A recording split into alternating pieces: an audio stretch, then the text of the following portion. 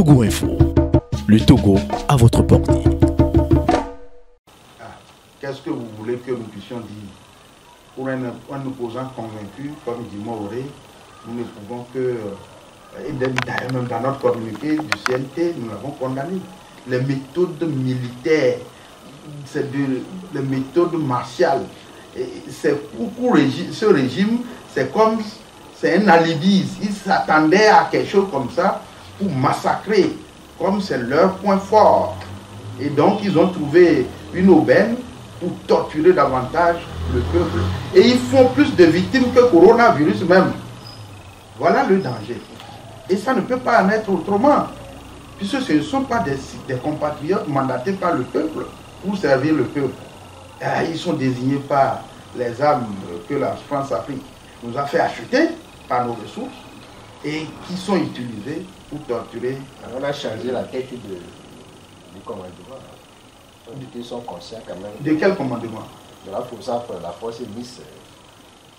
Vous savez, le problème de notre pays n'est pas, par rapport à ce système, ce n'est pas un problème d'individu. Si c'est un problème d'individu, le décès d'Yadema suffirait. Le décès d'Yadema qui a construit même le système, ça suffirait pour que le régime s'en aille.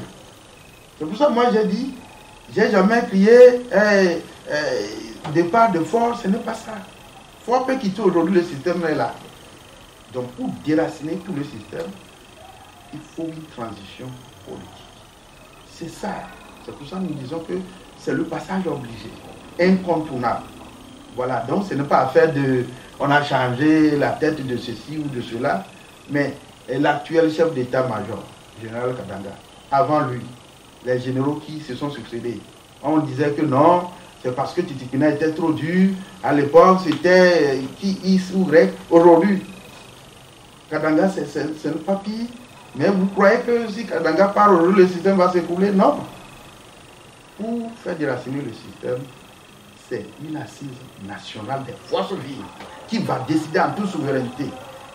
Et les forces de sécurité et les forces armées vont rentrer dans leur caserne, on va les reformer, faire une armée républicaine et toiletter l'administration et mettre notre pays sur les rails. Et cette assise nationale-là, qui va la convoquer?